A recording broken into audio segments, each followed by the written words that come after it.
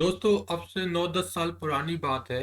जब ये ऐप्स नहीं आए थे तब वेबसाइट हुआ करती थी। यदि आपको ऑनलाइन रिचार्ज करना है तो आपको किसी वेबसाइट के थ्रू ऑनलाइन रिचार्ज करना होता था। recharge.com, v2sms.com, 160by2.com, इस तरीके से बहुत सी वेबसाइट थी। वहाँ से हमको रिचार्ज करना होता था, मोबाइल रिचार्ज करना होता था। मुझे अच्छी तरह याद है उस टाइम पे यदि आपको 10 रुपये का भी रिचार्ज करना हो तो उसमें आपको 2 रुपये पे करने पड़ते थे। मतलब 10 रुपये का रिचार्ज आपको लगभग 12 रुपये का पड़ता था। तो उसके बाद आ गई ये ऐप्स आ गई। अभी 5-6 साल से ये ऐप्स काफ़ी यूज में है लोगों के। जब से ये ऐप्स आई हैं इन्होंने एकदम फ्री ट्रांजैक्शन कर दिया। कोई भी रिचार्ज करने पर, कोई भी ट्रांजैक्शन करने पर इन्होंने कुछ भी चार्ज नहीं लिया।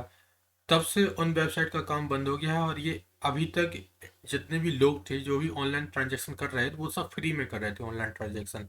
लेकिन अब धीरे धीरे ये सारी ऐप्स अपना रंग दिखाना शुरू कर रही हैं। सबसे पहले रंग दिखाया है फ़ोनपे ने। फ़ोनपे पहली ऐसी डिजिटल पेमेंट ऐप बनी है जिसने यूपीआई बेस्ड ट्रांजैक्शंस पर चार्जेस लेना शुरू कर दिया है। कितने चार्ज लेगा, क्या चार्ज लेगा, ये सारी बात हम डिटेल में करेंगे इस वीडियो में। चलिए दोस्तों शुरुआत करते हैं। देखिए दोस्तों, सबसे पहले मैं आपको बता दूं ये जो फ़ोनपे डिजिटल पेमेंट ऐप है इसको वॉलमार्ट इसका मालिक है। ओके, वॉलमार्ट का आपने नाम सुना होगा, अमेरिकन कंपनी है। वॉलमार्ट इसका मालिक है। और ये इसने कहा है कि अब ये भी जितने भी मोबाइल रिचार्ज हैं उन सब पर ये प्रोसेसिंग फ़ीस लेगी। दूसरी कंपनियां इस प्रोसेसिंग फ़ीस को कन्वीनियंस फ़ीस के नाम से भी कहती हैं। तो अब से ये कन्वीनियंस फ़ीस लेंगी। ओके। क्योंकि देखो, फ़ोन पे इंडिया में बहुत ज़्यादा इस्तेमाल होता है। अभी हम सितंबर 2021 की बात करें तो लगभग 165 करोड़ रुपए के यूपीआई ट्रांजैक्शंस हुए हैं फ़ोन पे पर। ओके। तो फ़ोन पे के पास एक अच्छा बहुत बड़ा यूजर बेस है और फ़ोन पे अब इस पर प्रोसेसिंग फ़ीस अप्लाई करने वाला है यूजर्स पर, ताकि उसकी कुछ एक्स्ट्रा इनकम जनरेट हो। और उसका ये कहना है कि अदर प्लेटफॉर्म भी इसी तरीके की प्रोसेसिंग फ़ीस को लेते हैं, कन्वीनियंस फ़ीस के नाम से वो इस फीस को लेते हैं। तो इस तरह से फ़ोन पे भी स्टार्ट कर रहा है। देखिए दोस्तों, इन्होंने एक छोटा सा अभी इन्होंने सिर्फ और सिर्फ एक छोटा सा एक्सपेरिमेंट किया है। ये सिर्फ और सिर्फ मोबाइल रिचार्जेस पर ही लेंगे प्रोसेसिंग फ़ीस। इसके बाद इनकी आगे प्लानिंग ये भी है कि फ़ोन पे के थ्रू यदि आप किसी भी क्रेडिट कार्ड या फिर डेबिट कार्ड इन सब का यूज़ करते हुए यदि आप ट्रांजैक्शन करते हैं तो उस पर भी ये प्रोसेसिंग फ़ीस लेंगे। अभी सिर्फ और सिर्फ ये छोटा सा एक्सपेरिमेंट है कि ये जो मोबाइल रिचार्जेस है उन पर बस प्रोसेसिंग फ़ीस ले रहे हैं।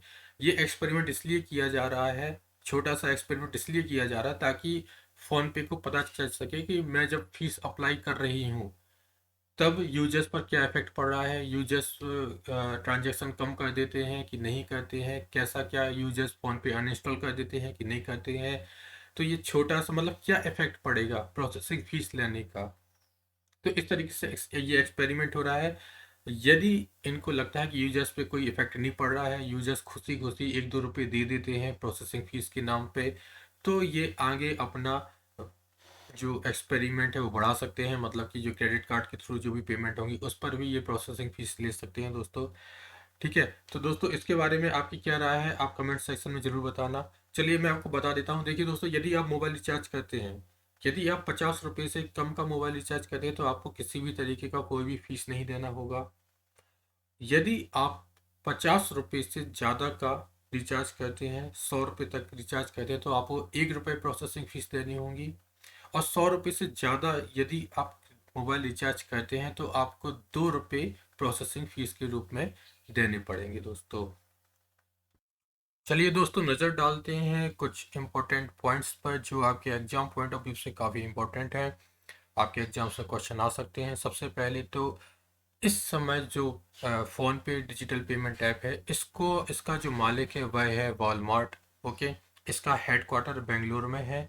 दोस्तों, ये जो बेसिकली देखा जाए तो फ़ोन पे एक इंडियन कंपनी थी, एक इंडियन डिजिटल पेमेंट ऐप थी, जिसको 2015 में जिसके फाउंडर थे समीर निगम, जो कि अभी फ़ोन पे के सीईओ भी हैं।